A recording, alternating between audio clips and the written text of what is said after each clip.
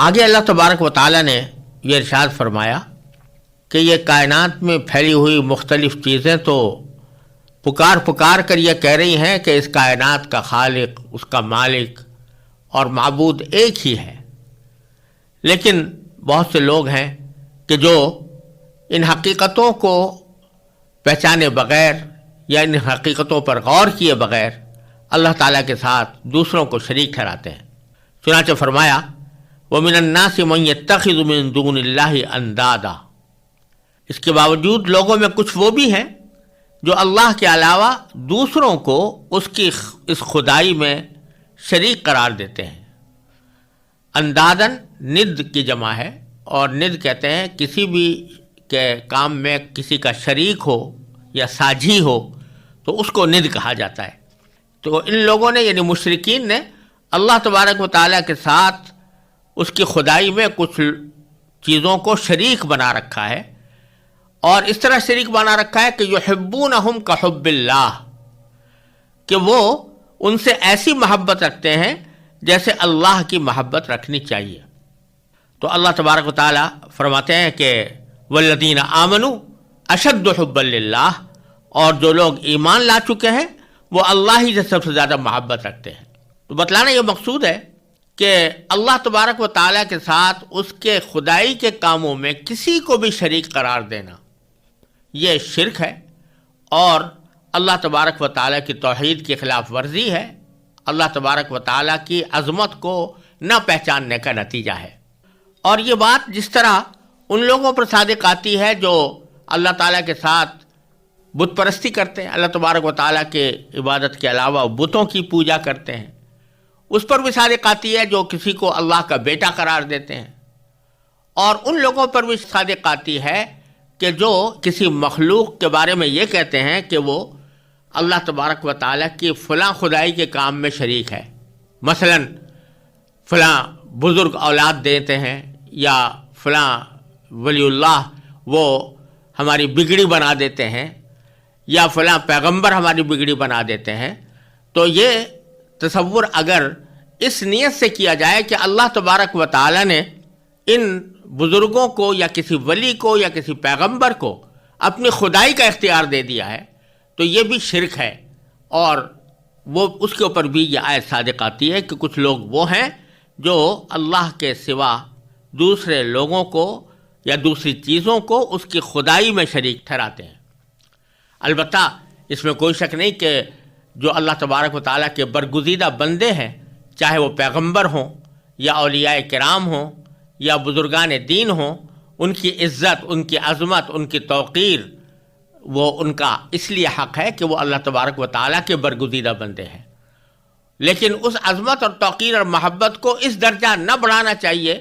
کہ ان کو خدائی کے اختیارات صبور کر دیں کہ یہ ہمارے مشکل کشا ہیں، کارساز ہیں۔ یہ اس قسم کے الفاظ استعمال کرنا یہ اللہ بچائے انسان کو شرک کی سرحد تک پہنچا دیتا ہے، اس لیے اس سے پرہیز کرنا ضروری ہے۔ تو آگے باری تعالیٰ فرماتے ہیں کہ یہ لوگ جو اللہ تعالیٰ کے ساتھ دوسروں کو شریک ٹھہرا رہے ہیں، اور نبی کریم سرور دو عالم صلی اللہ علیہ وسلم نے ان کو جو توحید کا پیغام دیا ہے یا جس چیز کی طرف آپ دعوت دے رہے ہیں اس کو یہ لوگ اس وقت قبول کرنے سے انکار کر رہے ہیں، لیکن ان کو چاہیے کہ ذرا سا غور کیا کریں، اور کچھ نہیں تو اس بات پر غور کیا کریں کہ جب ان کو کوئی تکلیف پہنچتی ہے تو اس تکلیف کے وقت میں یہ بے ساختہ اگر پکارتے ہیں تو اپنے اللہ کو پکارتے ہیں۔ چنانچہ فرمایا کہ کاش کہ یہ ظالم جب دنیا میں کوئی تکلیف دیکھتے ہیں اسی وقت یہ سمجھ لیا کریں کہ تمام تر طاقت اللہ ہی کو حاصل ہے، جیسے کہ قرآن کریم نے دوسری جگہوں پہ بھی فرمایا ہے کہ جب یہ لوگ سمندر میں تجارت کے لیے سفر کرتے ہیں اور کشتیوں میں چلتے ہیں اور کشتیاں طوفان میں گھر جاتی ہیں، چاروں طرف سے سمندر کی موجیں ان کو آ گھیرتی ہیں اور ان کو بچنے کا کوئی اور راستہ نظر نہیں آتا، تو اس وقت یہ سارے شرکا کو بھول بیٹھتے ہیں جن بتوں کی عبادت کرتے تھے، جو بتوں کے نام رکھے تھے کہ یہ لات ہے، یہ عزا ہے، یہ حبل ہے، یہ منات ہے، ان سب کو بھول جاتے ہیں اور اس وقت صرف واحد اللہ کو پکارتے ہیں کہ یا اللہ اپنے فضل و کرم سے ہمیں اس مصیبت سے نکال دیجئے اور ہمیں کنارے تک پہنچا دیجئے. لیکن جب کنارے پہنچتے ہیں تو پھر دوبارہ ان بتوں کو پکارنا شروع کر دیتے ہیں اور ان کی مدد لینا شروع کر دیتے ہیں. تو باری تعالیٰ فرما رہے ہیں کہ اگر یہ ہر تکلیف کے موقع پر جب تکلیف ان کو کوئی پہنچتی ہے تو یہ اگر اللہ تبارک و تعالیٰ کی قدرت کا اس وقت احساس کریں کہ ساری قوت اللہ کے قبضے میں ہے. جب ساری قوت اللہ کے قبضے میں ہے تو پھر اس کا کوئی شریک نہیں ہے کہ خدائی میں اس کو اس کے برابر قرار دیا جائے. تو اس وقت ان کو پتہ چلتا کہ توحید برحق ہے، اور ساتھ میں کاش کہ یہ بھی سمجھتے کہ ان اللہ شدید العذاب، کہ اللہ تعالیٰ کا عذاب بھی بڑا سخت ہے. اور پھر آگے اس عذاب کی ایک منظر کشی اللہ تعالیٰ نے فرمائی ہے کہ یہ اس وقت کی بات ہے جب قیامت کے دن حشر میں سب لوگ جمع ہوں گے. تو اس میں کچھ لوگ وہ ہوں گے کہ جو اپنی قوم کے، اپنے قبیلے کے، اپنے خاندان کے یا اپنی بستی کے سردار سمجھے جاتے تھے، اور کچھ لوگ وہ ہیں جو ان کے پیروکار سمجھے جاتے تھے. اور یہ عموماً ہوتا رہا ہے کہ جب کسی قوم کے سردار کسی غلط عقیدے پر یا کسی غلط عمل پر کاربند ہوتے تو ان کے جو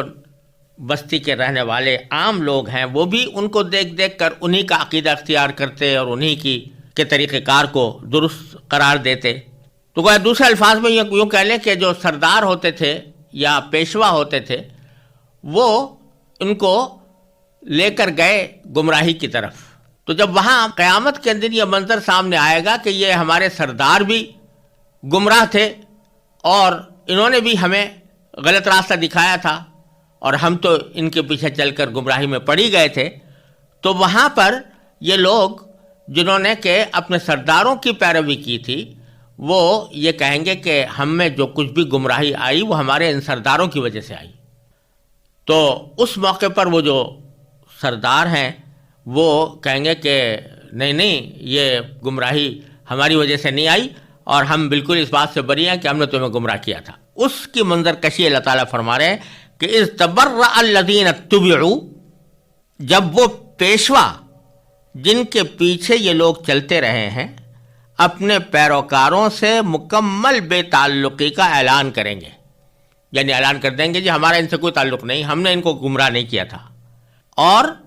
ورأوا العذاب،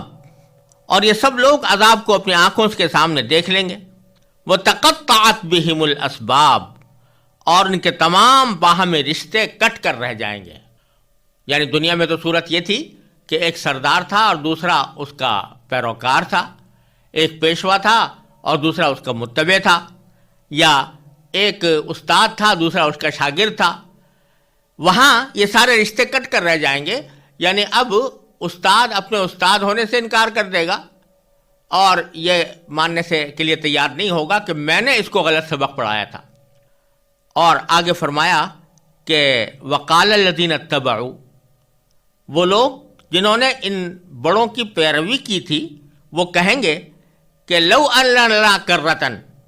کہ کاش ہمیں ایک مرتبہ پھر دنیا میں لوٹنے کا موقع دے دیا جائے. فنتبرأ منہم، تو ہم بھی ان پیشواؤں سے اسی طرح بے تعلقی کا اعلان کریں کما تبرؤوا منا، جیسے کہ آج انہوں نے ہم سے بے تعلقی کا اعلان کیا ہے. یعنی جب وہ دیکھیں گے کہ ہمارا سارا بھروسہ تو ان سرداروں پر تھا اور آخرت میں جا کر ان سارے سرداروں نے ہماری پیشوائی سے دستبرداری اختیار کر لی اور کہہ دیا کہ ہمارا ان سے کوئی تعلق نہیں ہے، تو گویا ایک طرح سے طوطا چشمی سے کام لیا. تو ان متبعین میں یا پیروکاروں میں یا چھوٹے لوگوں میں یہ خیال پیدا ہوگا اور یہ ان کے دل میں خواہش ہوگی کہ کاش ایک مرتبہ پھر ہم دنیا میں جائیں اور پھر جب یہ سردار ہمیں اپنی طرف بلائیں تو ہم اس وقت ان سے اپنی بے تعلقی کا اسی طرح اعلان کر دیں جیسے کہ آج انہوں نے ہم سے بے تعلقی کا اعلان کیا ہے.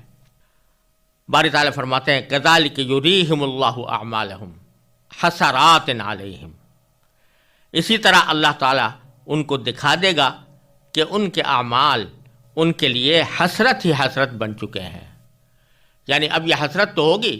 اور یہ تمنا بھی ہوگی کہ کاش ایک مرتبہ دوبارہ پھر دنیا میں ہم چلے جائیں، لیکن یہ ایسی حسرت ہے جس کے پورا ہونے کا کوئی راستہ نہیں. کیوں؟ اس لیے کہ وما ہم بخارجین من النار، وہ کسی صورت دوزخ سے نکلنے والے نہیں ہوں گے. یعنی ان کی یہ خواہش کہ ہم ایک مرتبہ دوبارہ چلے جائیں اور دوبارہ دنیا میں جا کر ہم اپنے حالات درست کر لیں اور ان سرداروں سے مکمل بے تعلقی کا اعلان کر لیں، یہ خواہش پوری ہونے والی اس لیے نہیں کہ یہ جہنم سے نکلنے والے نہیں ہیں، جہنم سے نکلیں گے نہیں. یا ایھا الناس کلوا مما فی الارض حلالا طیبا ولا تتبعوا خطوات الشیطان انہ لکم عدو مبین. انما یأمرکم بالسوء والفحشاء وان تقولوا علی اللہ ما لا تعلمون. وَإِذَا قِيلَ لَهُمُ اتَّبِعُوا مَا أَنزَلَ اللَّهُ قَالُوا بَلْ نَتَّبِعُ مَا أَلْفَيْنَا عَلَيْهِ آبَاءَنَا أَوَلَوْ كَانَ آبَاؤُهُمْ لَا يَعْقِلُونَ شَيْئًا وَلَا يَهْتَدُونَ. وَمَثَلُ الَّذِينَ كَفَرُوا كَمَثَلِ الَّذِي يَنْعِقُ بِمَا لَا يَسْمَعُ إِلَّا دُعَاءً وَنِدَاءً صم بكم عمي فهم لا يعقلون. يا أيها الذين آمنوا كلوا من طيبات ما رزقناكم واشكروا لله إن كنتم إياه تعبدون. انما حرم عليكم الميتة والدم ولحم الخنزير وما أهل به لغير الله فمن اضطر غير باغ ولا عاد فلا إثم عليه ان الله غفور رحيم. ان الذين يكتمون ما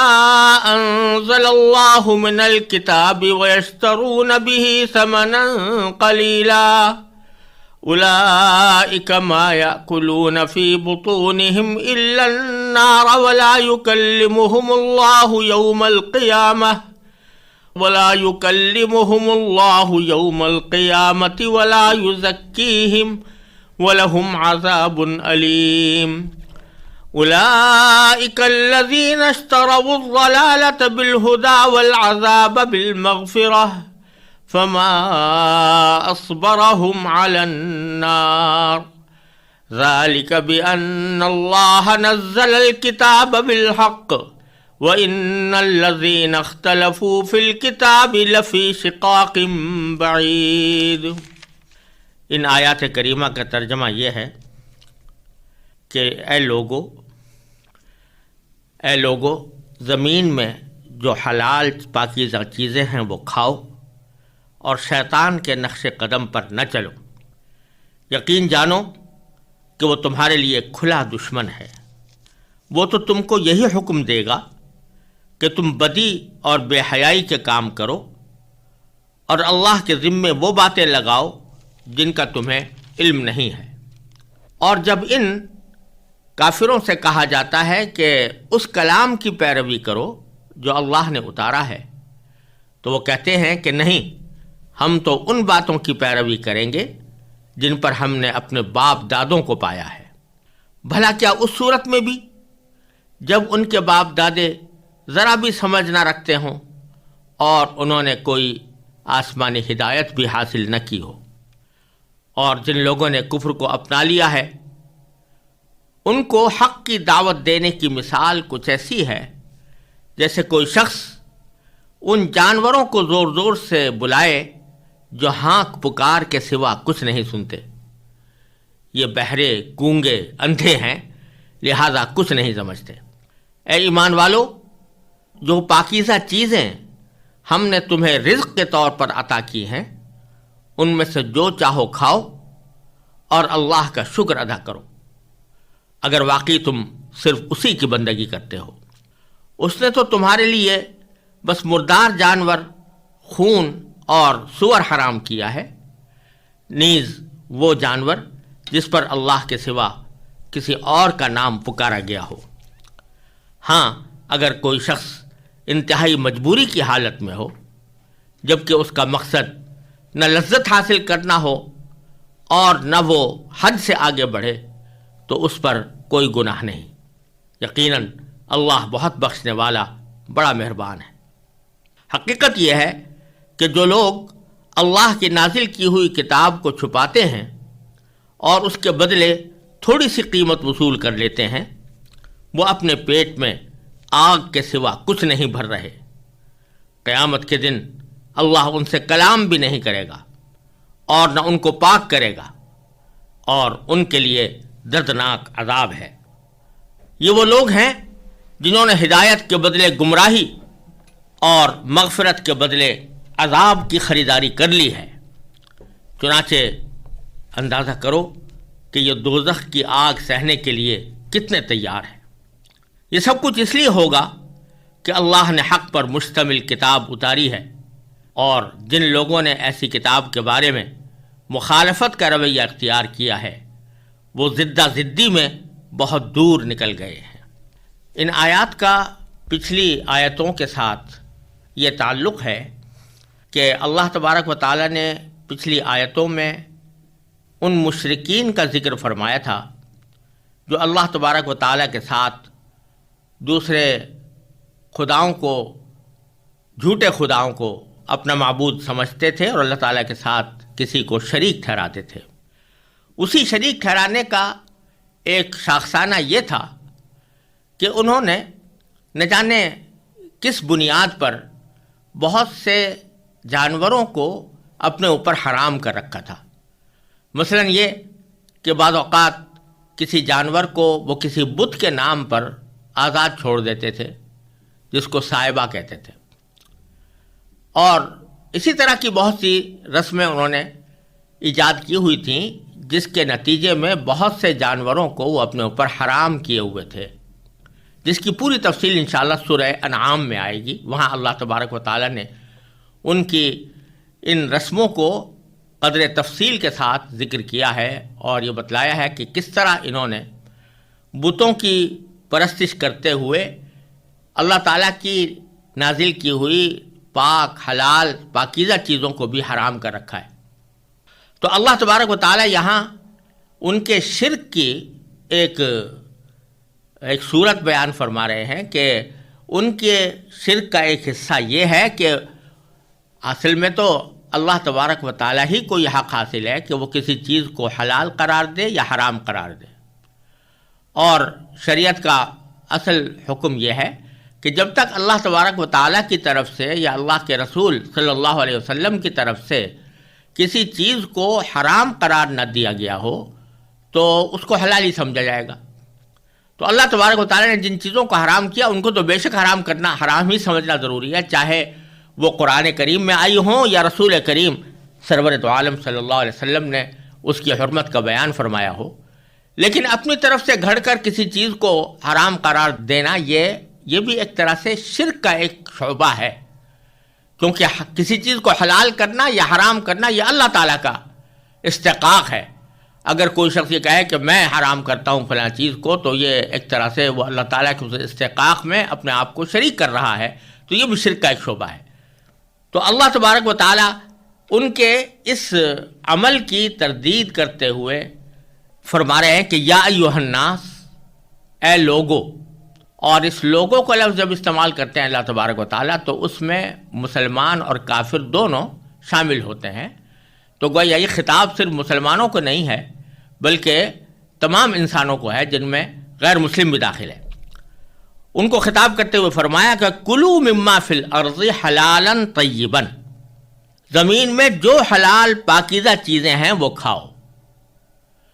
جن کو اللہ تبارک و تعالیٰ نے حلال قرار دیا ہے اور حرام قرار نہیں دیا، ان کو کھانے میں تمہیں کوئی تکلف یا کوئی تأمل نہ ہونا چاہیے، اور یہ نہ سمجھنا چاہیے کہ یہ ہمارے لیے ناجائز ہے، کیونکہ یہ جو تم نے رسمیں بنا لی ہیں کہ فلاں جانور ہمارے لیے حرام ہے، تو یہ در حقیقت اللہ تعالیٰ نے تو یہ حکم نازل کیا نہیں تھا، تو یقیناً شیطان نے تم کو سجایا ہے، اور جب تک اللہ تبارک و تعالیٰ کی طرف سے کسی چیز کے حرام ہونے کا حکم نہ آئے تو محض کسی ایک شخص کے کھڑے ہو کر کہہ دینے سے کہ یہ چیز حرام ہے وہ حرام نہیں ہوتی، وہ در حقیقت شیطان کی طرف سے ایک گمراہی کا ایک راستہ پیدا کیا جاتا ہے۔ لہذا آگے فرمایا وَلَا تَتَّبِعُوا خُطُوَاتِ الشَّيْطَانِ، اور شیطان کے نقش قدم پر نہ چلو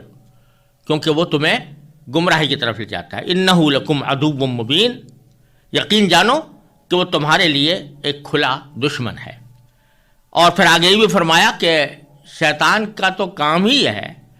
کہ انما یامرکم بالسوء والفحشاء وان تقولوا اللہ ما لا تعلمون، تین باتیں فرمائی کہ شیطان جو ہے وہ تمہیں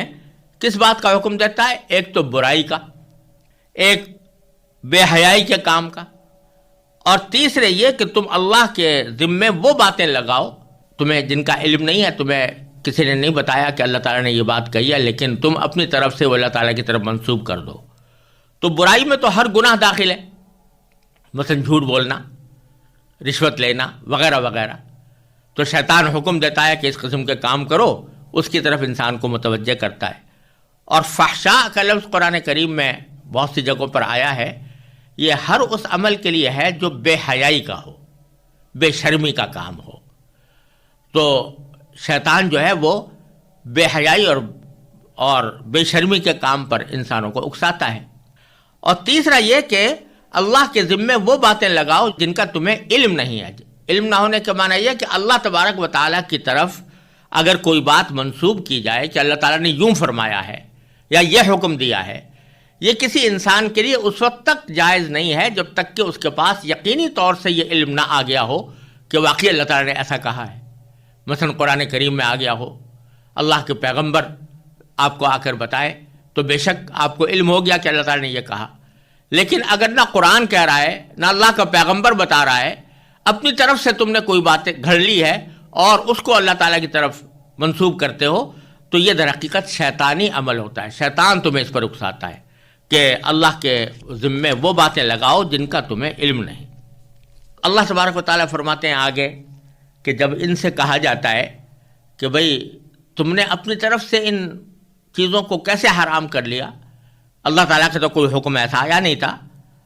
اور اس کے بجائے تم اللہ تبارک و تعالیٰ نے جو تم پر حکم نازل کیا ہے یعنی قرآن کی صورت میں اس کی پیروی کرو، تو اس کے جواب میں وہ ہمیشہ ایک ہی بات کہتے ہیں کہ ہم تو اپنے باپ دادوں کو اسی طرح دیکھتے چلے آئے ہیں، لہٰذا ہم انہی کی اتباع کریں گے، انہی کی پیروی کریں گے۔ چنانچہ فرمایا کہ وَإِذَا قِيلَ لَهُمْ، جب ان سے کہا جاتا ہے کہ اتبعوا، پیروی کرو، کہے کہ ما انزل اللہ، اس کلام کی پیروی کرو جو اللہ نے اتارا ہے۔ قالو، تو یہ جواب میں کہتے ہیں کہ بل نتبع ما الفینا علیہ آباءنا، بل نتبع، نہیں ہم تو ان باتوں کی پیروی کریں گے، ما الفینا، جن پر پایا ہے ہم نے، علیہ آباءنا، اپنے باپ دادوں کو، تو ہم اس طریقے کو نہیں چھوڑ سکتے۔ باری تعالیٰ اس کے جواب میں فرماتے ہیں اولو کان آباؤہم لا یعقلون شیئا ولا یہتدون، بھلا کیا اس صورت میں بھی ان کو اپنے باپ دادوں ہی کی پیروی کرنی چاہیے جبکہ ان کے باپ دادا ذرا بھی سمجھ نہ رکھتے ہوں، لا یعقلون شیئا، کچھ نہ سمجھتے ہوں، اور ولا یہتدون، اور نہ ان کے پاس کوئی ہدایت ہو اللہ تعالیٰ کی طرف سے بلکہ اپنی طرف سے انہوں نے کوئی بات گھڑ لی ہو۔ یعنی باپ دادوں کی پیروی کرنا کسی ایسے معاملے میں کہ جس کا حقیقت میں حق صرف اللہ تبارک و تعالیٰ کو ہے، وہی کہہ سکتا ہے کہ یہ چیز حلال ہے یا حرام ہے، اور اگر کسی شخص نے اپنی طرف سے کہ کوئی حلال یا حرام کوئی بات کہہ دی کہ فلاں چیز حلال ہے یا حرام ہے، اور